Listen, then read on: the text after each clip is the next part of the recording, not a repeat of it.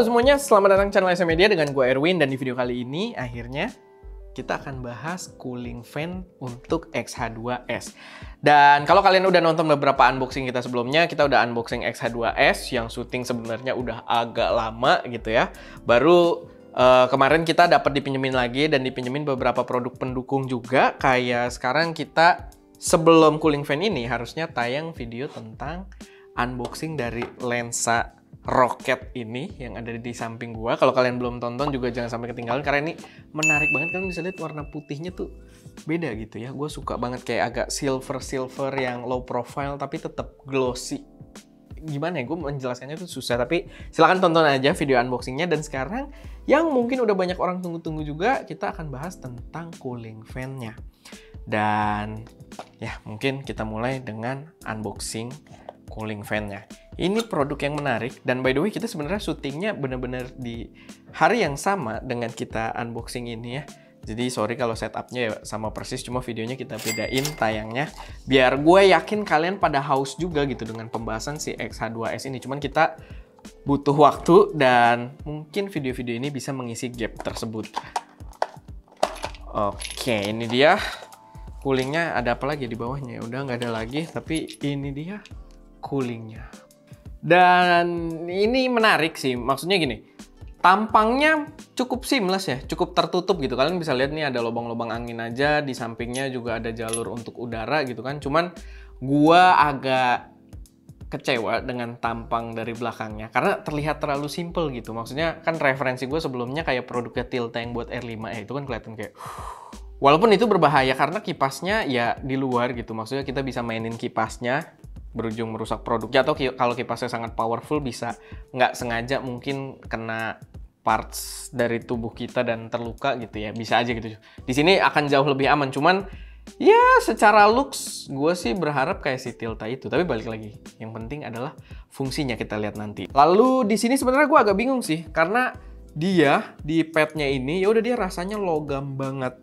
Gua berpikir tadinya mungkin ada kayak bantalan atau semacamnya, tapi yang cukup konduktif gitu ya. Bantalan yang sifatnya konduktif, mungkin kayak thermal pad atau semacamnya gitu yang bisa menghantar panas. Cuman ada sisi empuk-empuknya, tapi di sini enggak karena dia bener-bener metal banget di sini. Jadi nanti dengan ini metal ketemu metal, gua sih tidak begitu tahu bagaimana efisiensinya kalau nanti dipakai gitu, tapi ya kurang lebih begitu produknya. Nah, sekarang kita bakal coba pemasangannya.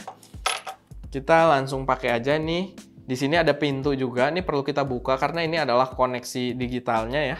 Nah, ini kita buka, dia jadi kayak gitu, kuningan gitu buat nempel si ininya ya. Si kuningan yang di ininya, dan kita pasang aja kayak gini. Dia duduk di situ, kita tekan dan kita baut. Cuma balik lagi karena dia tidak pakai thermal pad yang empuk ya, yang agak soft, dia antara metal sama metal. Gue sih agak skeptis gitu soal thermal conductivity-nya atau perambatan panasnya gitu ya. Tapi ya kita berharap aja. Cuman udah, ini kalau udah kita pasang, dia posisinya seperti ini. Memang benar kata kamera konspirasi juga, dengan kondisi seperti ini kita nggak bisa bawa-bawa dengan gampang gitu karena layarnya nggak bisa ditutup gitu kan. Nah, kalian bisa lihat dari kamera depan harusnya, nah layarnya nggak bisa ditutup gitu, di situ kehalangan. Dia kalau dipakein si cooling fan-nya ini dengan nama fan 001, menarik juga ya, ternyata dia punya nama fan 001. Oke. Dan ya, kalau kita pasang, dia akan langsung kedetek. Kalian bisa lihat di sini ada, nah itu ada tulisan Auto 1 dengan logo kipas. Cuman masalahnya adalah gua tidak tahu settingannya di menu itu di sebelah mana. Untuk sekarang, gue coba ke bagian power management, dia tidak ada di sini. Ini adanya auto power off, dia off. Lalu nih yang tadi kita maksud auto power off temperatur, ini kita memang udah set di high gitu kan. Oke, lalu ya ini performance dan lain sebagainya. Di sini nggak ada settingan kipas, di user setting juga gue cari nggak ada settingan buat kipas, dan ya apalagi di yang lain gitu. Kayaknya nanti kita mesti cari tahu lebih lanjut. Cuman secara default di sini ya berarti dia mengatur kipasnya secara otomatis. Cuman kipasnya nggak muter di sini. Di sini nggak ada memori ya berarti ya? Oke, berarti gue pakein ini aja langsung. Ini juga gue pengen maksimal gitu ya reviewnya. Gue habis beli CF Express Type B di Fokus Nusantara. Dan kita akan coba untuk stress test si kamera ini. Gue nggak tahu stress testnya gimana. Mungkin kita rekam 4K 120-nya secara continuous mungkin.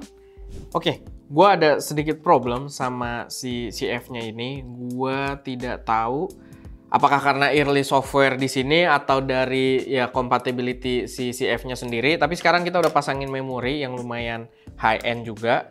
Gue berharap kita bisa nge-record 4K tadi, 4K slow-mo untuk nge-stress test aja gitu ya.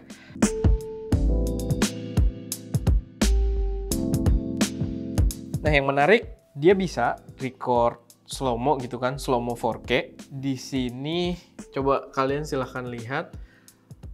Gue kalau nge-record tuh nggak ada limitnya biasanya gitu. Cuma di sini nih ada limit 10 menit gitu.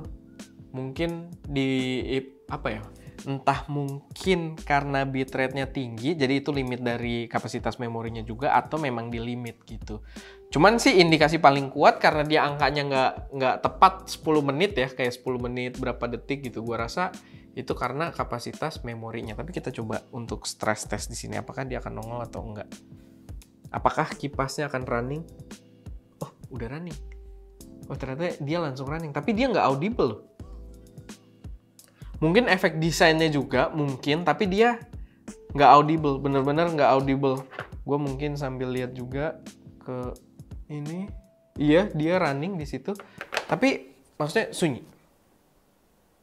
Enggak, gue lebih dengar suara AC dibanding suara ini, padahal ini deket banget sama gue, jadi harusnya nggak ada masalah. Tapi ya mungkin karena tidak panas banget juga gitu, mungkin dia karena ngebaca, oh ini nge-record yang agak berat nih 4K 120, akhirnya dia sambil nyalain kipasnya, tapi ya cuma mengantisipasi aja gitu, mungkin ya. Tapi mungkin kalau gue deketin banget harusnya sih bisa kedengeran. Coba sekarang. Iya.